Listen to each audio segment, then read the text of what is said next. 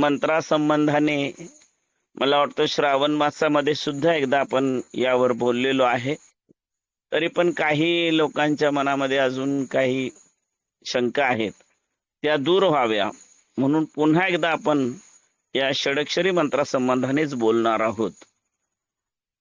आपण नेहमी पारायण करत असताना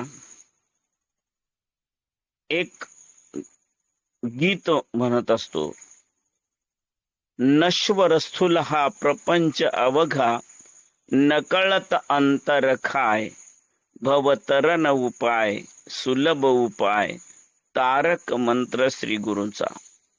या मंत्राचं हे वैशिष्ट्य आपण सर्वांनीच लक्षात ठेवलं पाहिजे. त्याचबरोबर आपण सर्वांनीच या मंत्रातील नकार, मकार, शिकार, वाकार आणि यकार या प्रत्येक अक्षराचा श्री गुरूंच्या पायाला, आमच्या स्वतःच्या हाताला काहीतरी संबंध आहे. नकाराने अंगठ्याकडे, मकाराने तर्जनीकडे, शिकाराने सगळ्यांना हो छान यायला हो येतोय. मध्यमा, वाकार अनामिका आणि यकाराने कनिष्ठिकेला स्पर्श करून आपण न्यासादी प्रक्रिया करतो. तर त्याच पद्धतीने अंगुष्ठाला,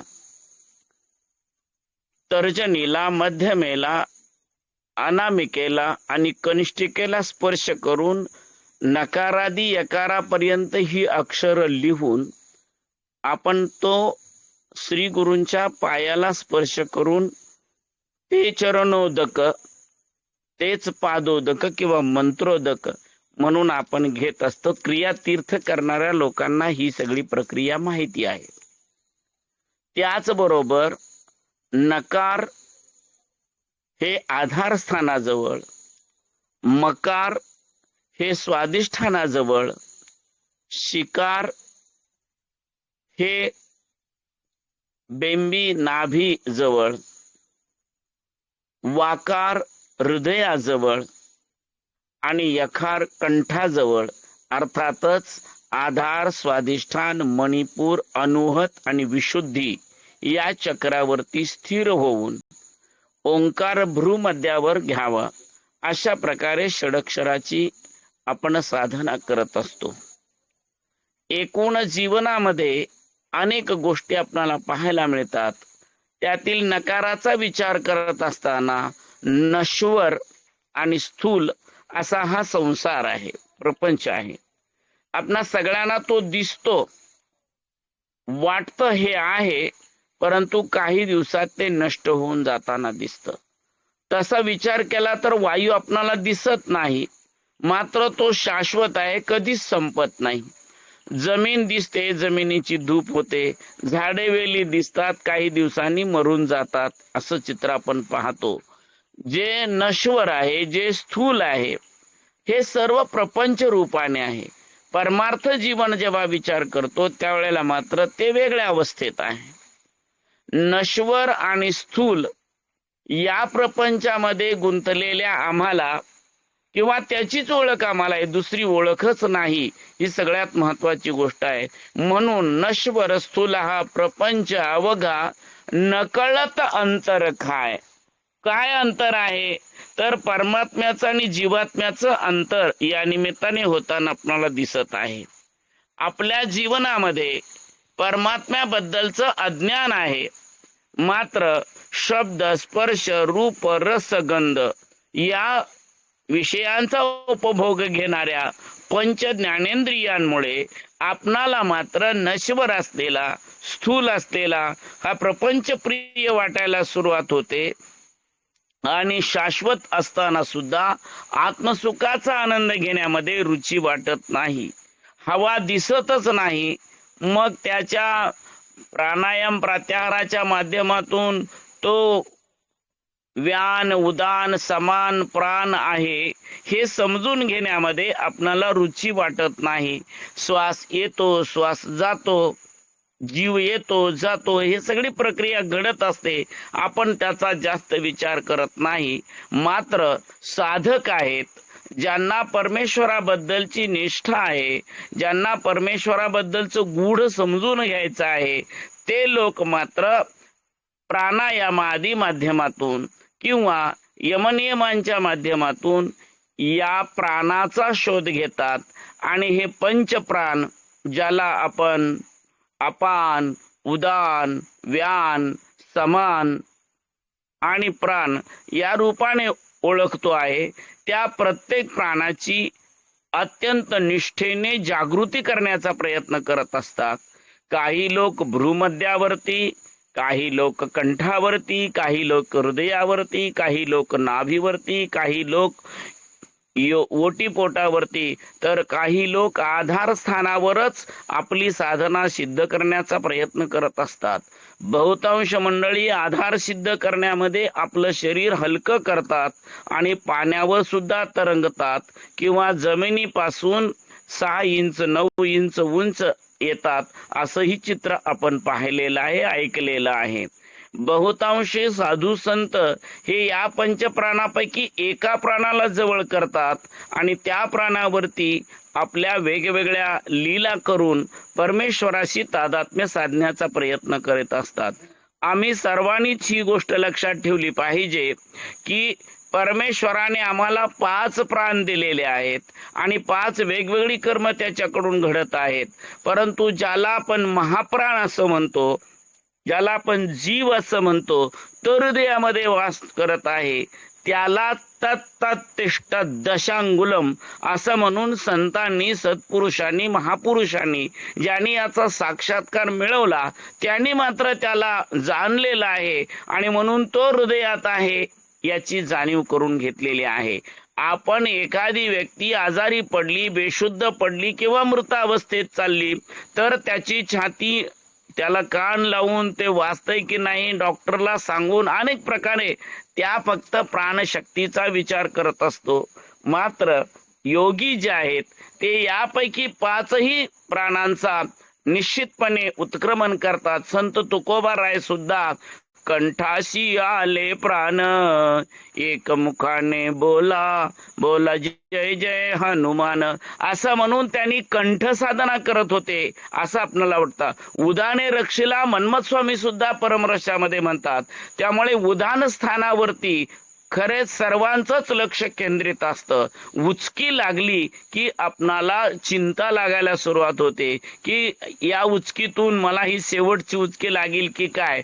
पण संत सत्पुरुष आहेत त्यांना मात्र त्या उचकीबद्दल आनंद वाटतो. त्यांची अवस्था अशी आहे की मला आता परमेश्वराचं बोलावणं येत आहे, मला आता परमेश्वराजवळ जाण्याची संधी प्राप्त होत आहे आणि म्हणून ते कंठाजवळच्या प्राणाचा, उदानाचा जास्त विचार करतात. ते अपानाकडे जात नाही. व्यानाचा विषय तर संपूर्णच गेलेला असतो आणि समान वायूकडे सुद्धा ते लक्ष देत नाहीत. आपला प्राण राहो, देह जावो अथवा राहो अशा प्रकारे देखील संत म्हणताना दिसतात. हे कंठाजवळ आपण एकत्रीकरण करणं अत्यंत आवश्यक आहे आणि म्हणून शिवनाम कंठी न पडो विसर, पार्वतीचा वर मुक्ती देतो या न्यायाने संतांनी आपणाला आपल्या कंठामध्ये शिवनाम जपण्याबद्दल, आपल्या कंठामध्ये कायमस्वरूपी देवाचं नामस्मरण ठेवण्याबद्दल सांगितलेलं आहे. आणि हे नामस्मरण ठेवत असताना, या नामस्मरणाचा विचार करत असताना जेव्हा आपण उदान वायूचा विचार करतो त्याच वेळेला उदाने रक्षिले या दृष्टीने आपणाला कंठाजवळच ईश्वराची जास्तीत जास्त साधना करणं महत्वाचं आहे. त्याच्या नावासाठी कंठ महत्वाचा आहे तर रूपासाठी भ्रूमध्य अत्यंत महत्वाचा आहे. ज्या ठिकाणी आपण गंध चंदन लावून त्याला शांत ठेवण्याचा प्रयत्न करत असतो. लक्षात ठेवा, हरी असो की हर असो, देवी असो की गणपती असो, या सगळ्यांना थंडाची आवश्यकता आहे, शीतलतेची आवश्यकता आहे. हे आपण अनेक वेळा पाहिलेलं आहे. भगवान शंकर हिमालयामध्ये वास करतात तर श्री विष्णू नागावर शेषशायी झालेले आपणाला पाहायला मिळतात. हे थंडीसाठीच, शीतलता म्हणून बऱ्याच ठिकाणी दया, क्षमा, त्याही पेक्षा शांती तेथे देवाची वस्ती असं म्हटलेलं आहे. आणि म्हणून आपणाला देवाचा भाव, देव समजून घ्यायचा आहे, देव आपल्या जवळ यावा किंवा मी देवरूप व्हावं असं आपणाला वाटत असेल तर आपणाला शांत राहणं अत्यंत महत्वाचं आहे. कोणत्याही पद्धतीने आपण व्यावहारिक असो, मानसिक दृष्ट्या असो, सामाजिक दृष्ट्या असो, कोणत्याही दृष्टीने विचार केला तरी आपल्यामध्ये चांचल्य येता कामा नये. शांती असली पाहिजे, त्याचबरोबर आपल्यामध्ये दया असली पाहिजे, त्याचबरोबर आपल्यामध्ये क्षमा असली पाहिजे. दया, क्षमा आणि शांती हा त्रिवेणी संगम जिथे असतो त्याच लोकांना परमेश्वराची प्राप्ती होऊ शकते. आणि म्हणून कंठामध्ये नामस्मरण असलं पाहिजे आणि भ्रूमध्यामध्ये आपणाला देव दिसला पाहिजे. चर्मचक्षुने देव पाहता कामा नये, तर त्याला आपल्या ज्ञानचक्षुने पाहता आलं पाहिजे. ज्याप्रमाणे आपण एखाद्या पदाधिकाऱ्याचा विचार करतो, पदावर आलेली व्यक्ती, आता उदाहरणार्थ काल उपराष्ट्रपती झाले, उपराष्ट्रपती अनेक झाले, व्यक्ती म्हणून त्या पदाकडे आपण पाहत नाही तर ते पदनाम पाहतो. एखाद्या गावामध्ये सरपंच असतो, ते सरपंच पदावर आलेल्या व्यक्ती महत्वाच्या नाहीत, सरपंच पद महत्वाचं आहे. त्याप्रमाणेच आपण रूप पाहत असताना ते शिवरूपच पाहायचं आहे, शिवच मला समजला पाहिजे. यासाठी आपण भ्रूमध्यामध्ये त्या रूपाकडे पाहायचं आहे जे मूळ रूप आहे आणि जे नाम रूप आहे. त्याच्या नावाला कधीही फरक पडत नाहीये, नाव कायमस्वरूपीच आहे. तसं शिव हे त्या चैतन्याचं नाव आहे आणि जीव आम्ही आहोत. मग आम्हाला मात्र वेगवेगळी नावं दिली जातात, पण षडाक्षरी किंवा पंचाक्षरी मंत्राच्या निमित्ताने आपल्याकडे जे एक एक अक्षर येते, नकार, मकार, शिकार, वाकार, त्या प्रत्येक अक्षराकडे आपण लक्ष दिलं पाहिजे. आणि त्यातलं न हे सर्वात मूळ अक्षर आहे, ते नश्वर स्थूल याबद्दलची जाणीव आम्हाला करून देत आहे. पण दुर्दैवाने न म्हणून तर नकार असं आपण म्हणतो. या नच्या माध्यमातून आपण या प्रपंचाकडे गुंतताना दिसतो.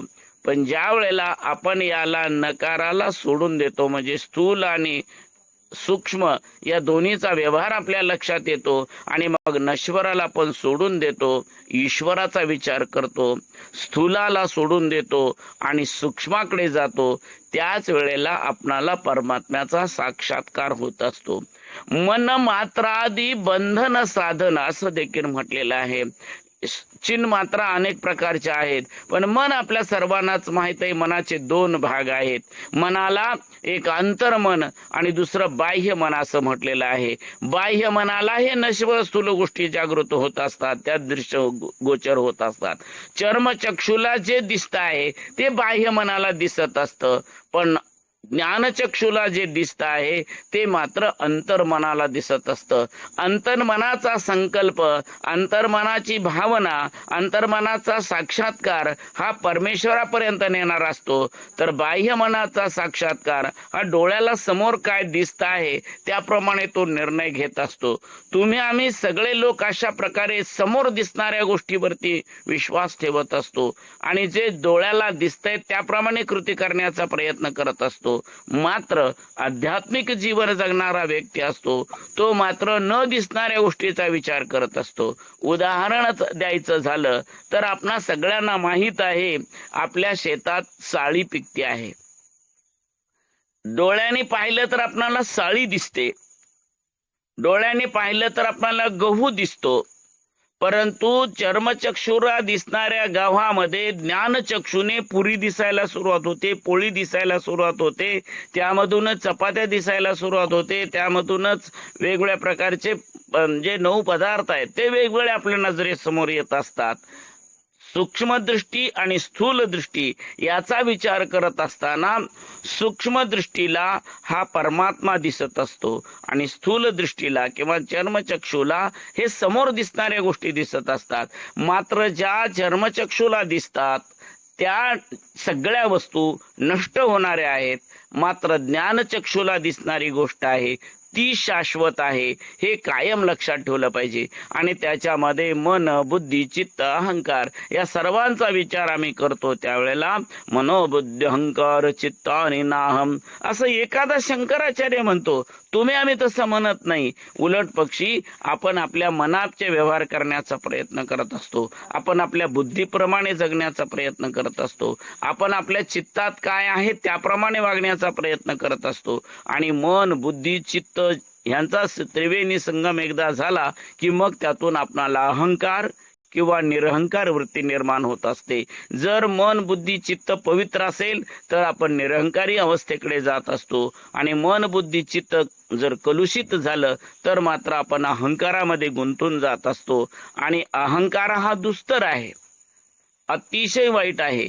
अहंकारामुळे तर चांगल्या चांगल्या लोकांचं नुकसान झाल्याचं चित्र आपण पाहतो. अहंकारामुळे अनेक गोष्टी नष्ट झाल्याचं चित्र आपण पाहतो. या सृष्टीमधले नागासाकी, हिरोशिमा सारखे स्फोट झालेले असतील किंवा काल परवा आम्ही पाकिस्तानवर करू दे किंवा पाकिस्तानने आमच्यावर करू दे, 61 साली चीनने आमच्यावर केले, आम्ही त्यांच्यावर केले, हे सगळे जे काही विकार घडले हे माझं काहीतरी वेगळेपण आहे, मी भारत आहे, मी पाकिस्तान आहे, मी चीन आहे, मी अमेरिका आहे, मी फ्रान्स आहे, मी जपान आहे, या मीपणातून ज्या गोष्टी घडल्या ह्या अत्यंत भयंकर अशा प्रकारे झाल्याचं चित्र पाहायला मिळतं. तर त्याच वेळेला कोरोना सारख्या परिस्थितीमध्ये जीव जगला पाहिजे या भावनेने तो भारतीय, अमेरिके, चीन, पाकिस्तानी असा विचार न करता जगातला माणूस जगला पाहिजे या हेतूने केलेली कृती आहे. आणि त्या कृतीने आपल्याला सृष्टीमधल्या अनेक लोकांना, अमेरिकेसारख्या देशामधल्या 40% लोकांना मृत्यू स्वीकारावा लागला अहंकारापोटी. परंतु निरहंकार वृत्तीने भारतातल्या लोकांनी स्वतःलाही सांभाळलं आणि त्याचबरोबर छोट्या मोठ्या देशांना देखील लस देऊन जिवंत ठेवण्याचा प्रयत्न केला. या ठिकाणी दोन गोष्टी आपण लक्षात ठेवायच्या आहेत. अहंकारामुळे अस्त होतो, अहंकारामुळे किती मोठं विज्ञान असलं तरी अमेरिकेसारख्या देशाला, इटली सारख्या देशाला आपल्या देशातील लोक जिवंत ठेवता आले नाहीत. तर निरहंकारी वृत्तीने, निष्काम वृत्तीने भारतासारख्या देशाला प्रचंड अशा प्रकारची संख्या असणाऱ्या लोकांना आणि दवाखान्याच्या किंवा इतर कुठल्याही सुविधा नसताना सुद्धा अनेक लोकांना जिवंत ठेवता आलं. कारण आपण जेव्हा अहंकाराने जगतो तेव्हा जीवभाव असतो आणि निरहंकाराने भाव जगतो त्यावेळेला तो शिवभाव असतो, देवभाव असतो. आणि देवाचं कामच आहे जगी ज्यास कोणी नाही त्यास देव आहे असं म्हटलेलं आहे. हे आकाश कसं सांभाळलं जातं हे आम्हाला कुणालाच माहिती नाहीये. अनेक जीवजंतू कसे जगतात आम्हाला काहीच सांगता येत नाही. कासवाला त्याची आई पाजत नाही, फक्त पाहते आणि त्या कासवाची वाढ होत असते. पण त्याला आहाराची गरज आहेच ना. प्रत्येक प्राण्याला आहाराची गरज आहे. आम्हा सर्वांना आहाराची गरज आहे.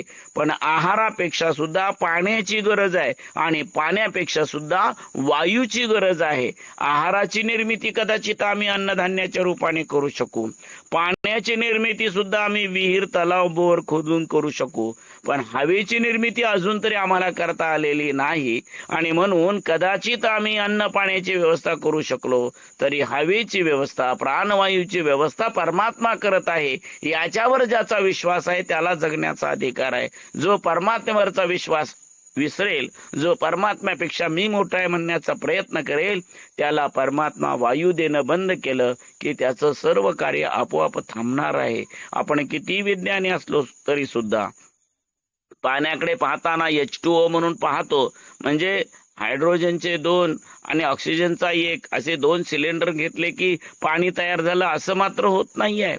कदाचित त्याचे घटक आपण पाहू शकतो, पण ते घटक एकत्र करून एक मूळ पदार्थ आपल्याला तयार करता येत नाही. त्याचा निर्माता परमेश्वर आहे. याच्यावर पूर्ण श्रद्धा असेल तर मात्र मी वेगळा आणि तो वेगळा असा भाव होणार नाही. पण मात्र मला जशी जशी कला यायला सुरुवात होते, मला जसं छोटं मोठं काही काम करायची शक्ती येते, तसं तसं आम्ही मुळाला विसरत असतो.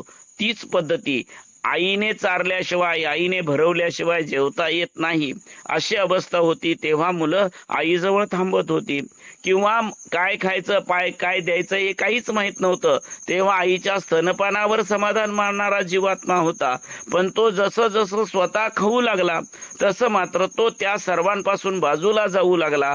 जसं तो आईकडून घेणारं अन्न किंवा आईकडून मिळणारं अमृतपान बंद केलं आणि स्वतः घ्यायला सुरुवात केली, ममत्वाने जगायला सुरुवात केली, जसा जसं तो मी मी माझं माझं म्हणत गेला, तसं तसं तो आई वडील यांना विसरत गेला. सज्जन हो, जसं व्यावहारिक जीवनामध्ये आपण आपल्या आई वडिलांना विसरून मला कळताय मला येत आहे असं म्हणतो, त्याच पद्धतीने विज्ञानाच्या निमित्ताने असेल किंवा आणखी कोणत्या तरी छोट्या मोठ्या कलेच्या निमित्ताने असेल, आपण ईश्वरापेक्षा स्वतःला मोठं समजण्याचा प्रयत्न केला आणि मग शिव जीव भेदे माया कल्पित अशा अवस्थेने, या मायेमुळे मला काहीतरी येत आहे, मी निश्चितपणे आता प्रगतीच्या दिशेने चाललेलो आहे, अशा प्रकारचा मायाभाव किंवा अहंकार आमच्यामध्ये निर्माण झाला आणि त्याचा परिणाम म्हणून जीव आणि शिव याच्यामध्ये अंतर पडलं.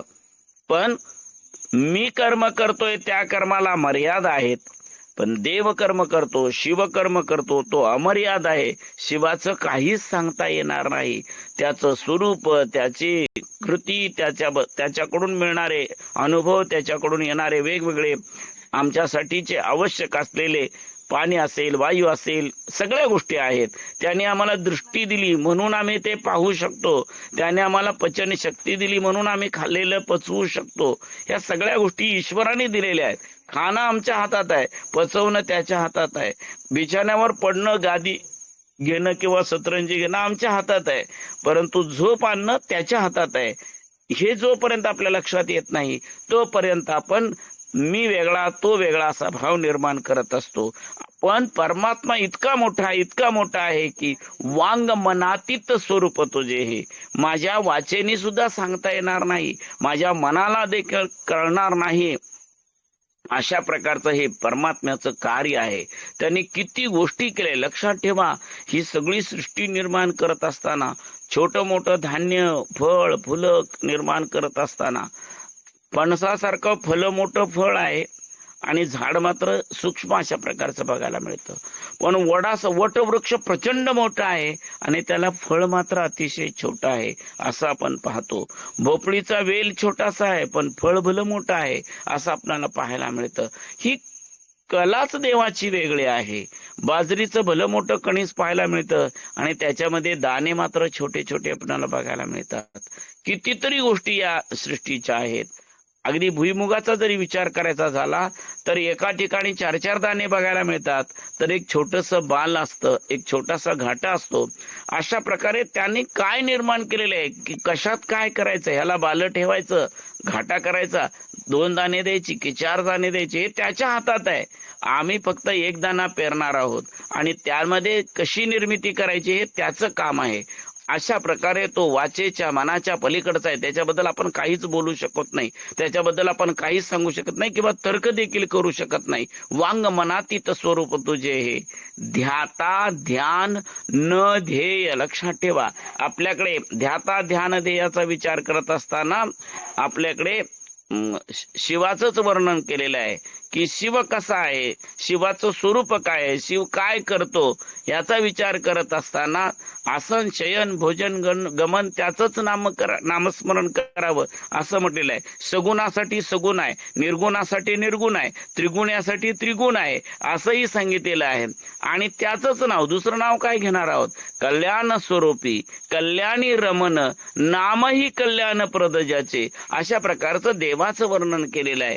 तरी सुद्धा एवढ्यावर तो थांबत नाहीये, त्याच्या पलीकडे पण त्याची अवस्था आहे. म्हणून वांग मनातीत स्वरूप तुझे हे ध्याता ध्यान आणि ध्येय.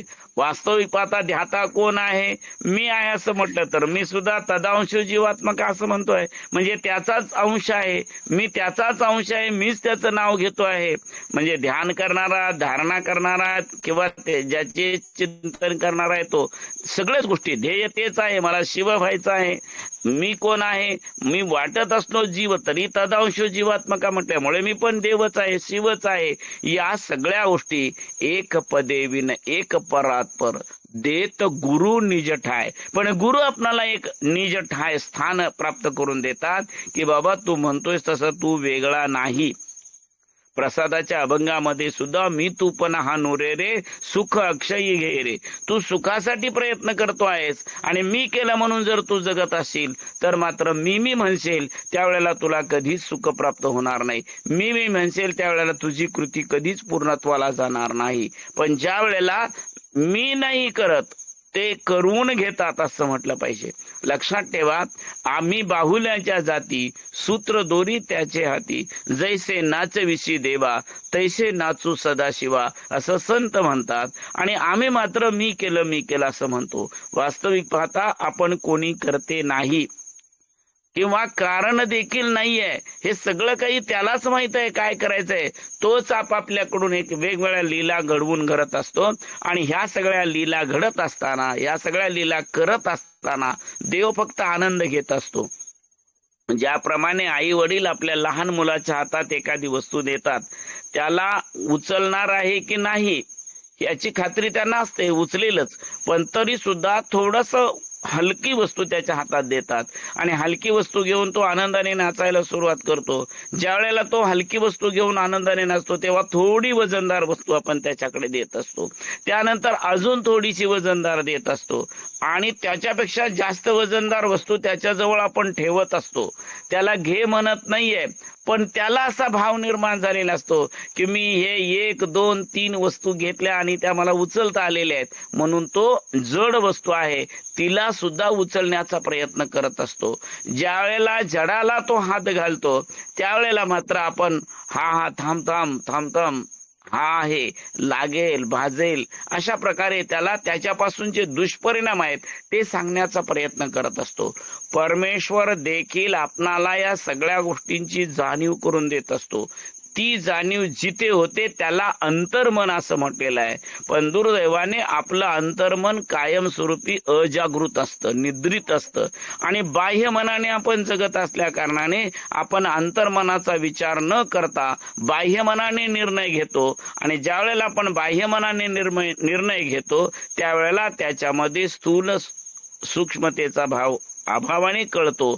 कधी ज्याला खरोखरच त्याच्याबद्दलचं ज्ञान आहे तो निश्चितपणे पुढे जाण्याचा प्रयत्न करतो. पण ज्याला त्याबद्दलचं ज्ञान नाही तो एवढं मोठं कर्म करतो आणि शेवटी व्यर्थ झालं असं म्हणतो. अनेक लोक जसे आपण इथे पाणी लागणार असा विचार करतो आणि विहीर खोदतो, बोर खोदतो आणि बराच 200, 500, 1000 फूट खाली जाऊन सुद्धा पाणी लागत नाही, तेव्हा आपण निराश होतो. याचा अर्थ या भूतलात पाणी नाही असं नाही आहे, ते आहे. फक्त हे पाणी तुम्हाला द्यायचं की नाही हे त्यांनी ठरवायचं आहे. तो जर तुम्हाला म्हटला तुला पाणी मिळणार तर ते 5-10 फुटावर सुद्धा आपण घेऊ शकतो. आणि जर त्याने ठरवलं तुला ते द्यायचं नाही तर आपल्या आजूबाजूला 10-20 फुटावर इतरांना पाणी मिळेल पण तुला मिळणार नाही. कारण तुझं अंतर्मन आणि परमेश्वराचं मन एक झालं पाहिजे. परमेश्वर मन, बुद्धी, चित्त, अहंकाराच्या विरहित आहे, त्याच्या पलीकडचं आहे.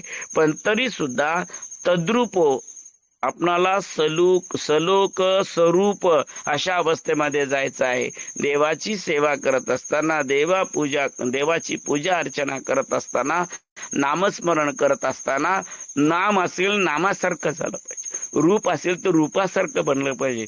स्वरूपता, समीपता, सलोकता, सायुज्यता हे शब्द आपल्यासाठी अत्यंत महत्वाचे आहेत. आणि त्या दृष्टीने तुम्हाला देवाचं चिंतन करत असताना या शब्दांचा नकार, मकार, शिकार, वाकार, यकार या प्रत्येक शब्दामधून या सृष्टीतल्या वेगवेगळी कृतींचा, या सृष्टीमध्ये असलेल्या वेगवेगळ्या तत्वांचा, या सृष्टीमध्ये असलेल्या वेगवेगळ्या कर्माचा, लक्षात ठेवा कर्म म्हणजे कार्य, काम असं म्हटलेलं आहे. शिवनाम कंठे न पडो विसर असं म्हटलेलं आहे. पार्वतीचा वर मुक्ती देतो एवढी गोष्ट आपल्याला सांगितलेली आहे. पण पार्वतीचा वर कधी मुक्त करेल? तुम्ही त्याच्या जवळ गेला, त्याला बोलला तरच ते शक्य आहे, अन्यथा ते शक्य नाही. आणि अचानक तुम्ही गेलात आणि एवढं काम करा असं कुणालाही म्हटलात तरी सुद्धा तुमचं काम कोणी करणार नाही. अगदी कामाला, मजुराला जरी तुम्ही बोलावलं तरी सुद्धा आणि त्याला हे काम कर म्हणून सांगितलं तर तो काय म्हणेल? परवा सण झाला, तुम्ही गावात अमुक कार्यक्रम केलात किंवा तुमच्या घरात तमुक कार्यक्रम झाला, त्यावेळेला नाही तुम्ही विचारायला आलात, अरे आता काम आहे म्हणून माझ्याकडे आलात काय? जी अवस्था व्यावहारिक दृष्ट्या आपल्याकडे आहे तीच अवस्था ईश्वराच्या बाबतीत पण आहे, हे कधीच विसरता कामा नये. म्हणजे ईश्वर सुद्धा असा सामान्य माणसासारखा वागतो का, असं तुम्ही विचार कराल. तो सामान्य माणसासारखा कधीच वागत नाही, पण आपण असामान्य झाल्याशिवाय तो सुद्धा तुम्हाला असामान्य रूपाने प्रतिसाद देणार नाही.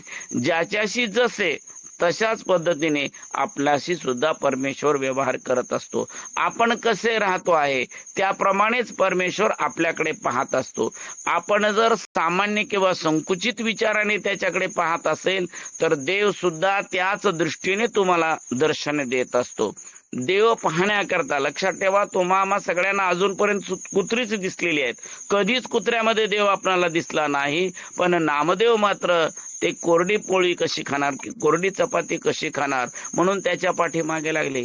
आज आजूबाजूला कुठेही गाढव दिसलं तर त्याच्यापासून लांब राहणं किंवा गाढवाला धुटकारणं, गाढवाला हाकलून देणं, या पलीकडे आपल्याला काहीच कळलं नाही. पण एकनाथ मात्र त्याला अगदी वंजळीने पाणी पाजतात, असं चित्र पाहिलेलं आहे. एकनाथ सुद्धा माणूसच होते, नामदेव सुद्धा माणूसच होते, मन्मथ स्वामी सुद्धा माणूसच होते, ज्ञानेश्वर सुद्धा माणूसच होते. मनुष्य रूपाने जरी ते आलेले असले तरी सुद्धा त्याच्यातील तो ईश्वर भाव आहे, तो तुमच्या आमच्यासाठी अत्यंत महत्वाचा आहे. आपण समोरचा ईश्वर पाहायला पाहिजे. म्हणून तर सांगितलं, जे जे देखी जे भूत त्या माने जे भगवंत. सतत आपल्या नजरेमध्ये समोर भगवंत आहे हा भाव असला पाहिजे. मग मात्र कुठलाही जीवात्मा असू दे त्याच्याबद्दल आपल्यामध्ये दया करुणा निर्माण होईल. कुत्र्याचा स्पर्श झाला तरी सुद्धा कुत्र्याला पवित्र करण्याचं, गाढवाला पवित्र करण्याचं, एवढंच काय, रेड्याच्या मुखातून विशेष पद्धतीची वेदघोषणा करण्याचं सामर्थ्य जे आहे, किंवा कुत्र्याला सुद्धा वेदाध्ययन करायला लावण्याचं, त्याच्या कानावरती हे पवित्र शब्द घालून त्याचंही चैतन्य वाढवण्याचं काम मन्मथादी संतांनी, बसवादी शरणांनी किंवा ज्ञानेश्वरादी संतांनी केल्याचं चित्र आपण पाहतो. हे सगळे संत असू देत, शरण असू देत किंवा सद्गुरू असू देत, या सगळ्यांच्या जीवनामध्ये काहीतरी एक वेगळं स्वरूप आपल्याला पाहायला मिळत आहे की त्यांनी त्या पशु पक्ष्यांकडे, प्राण्यांकडे कधीही तो प्राणी आहे म्हणून पाहिलेलं नाही, तो पशु आहे म्हणून पाहिलेलं नाही, तो कुठल्या प्रकारचा वेगळा जीवात्मा किंवा वेगळ्या योनीतला प्राणी आहे असं ते पाहत नाहीत. तो भगवंतच आहे या दृष्टीने त्याच्याकडे जेव्हा पाहतात त्यावेळेला त्याचा योग्य अशा प्रकारचा दृष्टांत किंवा साक्षात्कार त्याला प्राप्त होत असतो. आम्हा सर्वांच्या जीवनामध्ये हेच चैतन्य यावं असं वाटत असेल तर मात्र आपण सर्वांनीच त्याच्याकडे, म्हणजे प्रत्येक जीवाकडे देवभावाने पाहिलं पाहिजे. किती साधा सोपा विचार आहे, लक्षात ठेवा. दुसरं काहीच करायचं नाही. माझ्या समोर जे आलेलं आहे ते देव आहे. जसा आपण देवाला नम्र भावाने शरण जातो तसंच जर आपण एकमेकाला शरण गेलो, त्याच पद्धतीने जर आपण एकमेकाकडे पाहिलं तर कशाला कुठल्याच प्रकारचे द्वैत भेद राहील. आज सगळ्या जगाला शांती लाभावी अशी प्रत्येकाची इच्छा आहे.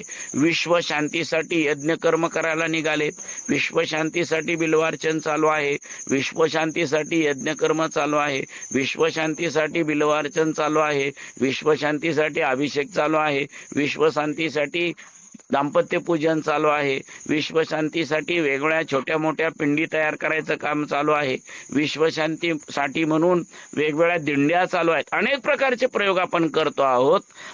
त्याच्यासाठी पारायण चालू आहेत, त्याच्यासाठी नामजप चालू आहे. एवढं सगळं असून सुद्धा विश्वात शांती आहे का? नाही, हेच उत्तर आपल्याला मिळतं. याचं मुख्य कारण कोणतं असेल तर बिल्वार्चन करणार आहे तो फक्त शिवाशीच निगडीत राहतो आहे, त्याच्या पलीकडे तो जाताना दिसत नाही. त्याच्या नजरेमध्ये फक्त मी शिवार्चन करतोय एवढा भाव आहे आणि मला शिवासाठी ही गोष्ट करायची आहे, याच्या पलीकडे तो जाताना दिसत नाही. उलट पक्षी इतर पारायण करणारी व्यक्ती आहे ती सुद्धा मी अमक्या ग्रंथाचं पारायण करतोय, तमक्या पद्धतीच्या देवाचं चिंतन मला करायचं आहे, या पलीकडे तो जाताना दिसत नाही. संप्रदायामध्ये आपल्या धर्मामध्ये, पंथामध्ये अशा प्रकारे आपण गुंतून राहिलेलो आहोत. पण हे विश्वची माझे घर म्हणणारा संतांचा विचार आहे. भूतलाला सर्वांनाच देवभाव शिवभाव मानणारी जी मंडळी आहेत ती एक वेगळी परंपरा आपल्याला पाहायला मिळते. आणि त्या पावित्र्याने जेव्हा आपण सर्वांकडे पाहण्याचा प्रयत्न करू त्याच वेळेला खऱ्या अर्थाने आपणाला ईश्वर स्वरूप प्राप्त होणार आहे. परंतु सध्याच्या सत्ता स्पर्धेमध्ये दुर्दैवाने आपणाला अशी गोष्ट बघायला मिळते आहे की आपलं जीवन एका वेगळ्या नजरेने चाललेलं आहे. आपण वेगळ्याच दृष्टीने पुढे जाताना दिसत आहोत. आपल्या जीवनामध्ये नम्र भाव कमीच होताना दिसत आहे. उलट आपण उद्धट बनत चाललेलो आहोत. इतरांना त्रास देण्यामध्ये आपल्याला आनंद वाटतोय अशा प्रकारची अवस्था आपण पाहतो आहे. दुसऱ्यांना त्रास देऊन स्वतःला सुख मिळवण्याचा प्रयत्न आपण करतो तो कधीच यशस्वी होऊ शकत नाही. जेव्हा सर्वे यत्र सुखिनः सन्तु सर्वे सन्तु निरामयाः सर्वे भद्राणि पश्यन्तु मा कश्चित् दुःख भाग भवेत हा सिद्धांत कायमस्वरूपी आमच्या नजरेसमोर असला पाहिजे. आणि प्रत्येक जीव जंतू प्राणी सगळे कोणी असतील ते सगळे ईश्वर रूप आहेत. या भावनेने जेव्हा आम्ही सर्वांकडे पाहण्याचा प्रयत्न करू त्यावेळेला अनेक प्राण्यांना मारणारा, अनेक लोकांची हत्या करणारा वाल्मिक सुद्धा ऋषी बनला. हे चित्र आपण पाहतो आहे. दुसऱ्या बाजूला अनेक संतांची उदाहरणं आपण पाहिली की यांनी पशु पक्षी प्राण्यामध्ये देव पाहिला आणि त्या देवाचा साक्षात्कार किंवा त्या देवाच्या दर्शनाने त्यांचंच नव्हे तर त्यांच्या सानिध्यात असलेल्या अनेकांचं कल्याण झाल्याचं चित्र आपण पाहतो. तुमच्या आमच्या सर्वांच्या जीवनामध्ये, तुमच्या आमच्या सर्वांच्या व्यवहारामध्ये सुख हवं असेल तर आम्ही एकमेकाला सुख देण्याचा प्रयत्न केला पाहिजे. आम्हाला गहू पाहिजे या अपेक्षेने आम्ही जर पेरणी करायची ठरवली तर तिथे मके पेरून गहू मिळणार नाही, साळी पेरून बाजरी पेरून आम्हाला गहू मिळणार नाही. त्याच्यासाठी गहूच पेरले पाहिजेत. आणि आम्हाला सुख पाहिजे असा विचार आम्ही करत असेल तर दुसऱ्यांना दुःख देऊन आम्ही कधी सुख होणार नाही. तर त्यासाठी आम्हाला सुख दिलं पाहिजे, सुखाचाच प्रयोग केला पाहिजे. ज्या वेळेला आपण सगळे सुखी पाहू त्याच वेळेला आपणाला सुख मिळणार आहे. माझ्या सुखासाठी दुसऱ्याला दुःख देणार असं ठरवलं तर दुःखाचंच त्यामध्ये पीक येणार आहे आणि पर्यायाने ते आपणाला देखील भोगावं लागणार आहे. जर तुम्हाला सर्वांना वाटत असेल की आम्हाला सुख हवं आहे तर मात्र आपण संतांच्या चरणी आम्हा सुख दिसे संतांची ये पायी संत ते अक्षयी समाधान असं म्हटलेलं आहे. आणि त्या समाधानी वृत्तीने आपणाला जगणं अत्यंत आवश्यक आहे. तशी शक्ती सन्मती दयाघन पार्वती परमेश्वर सद्गुरु धारेश्वराने आपणा सर्वांस द्यावी अशा प्रकारची भावना व्यक्त करतो आणि ही वाङ्मयी सेवा श्री चरणी समर्पित करतो. ओम शांती शांती शांती. धारेश्वर महाराज की जय. सद्गुरु मल्लिकार्जुन शिवाचार्य महाराज की जय. भगवती जगदंबा माता की जय. अन्नपूर्णा माता की जय. दुर्गा माता की जय. भारत माता की जय. गो माता की जय. अपने अपने माता पिता की जय. हर हर महादेव. आपणच्या चरणी साष्टांग दंडवत. ओम नमः शिवाय. हर हर महादेव. हर हर जय महादेव. धारेश्वर. जय धारेश्वर. साष्टांग नमस्कार. साष्टांग नमस्कार. धारेश्वर, साष्टांग नमस्कार. धारेश्वर नमस्कार बाबा.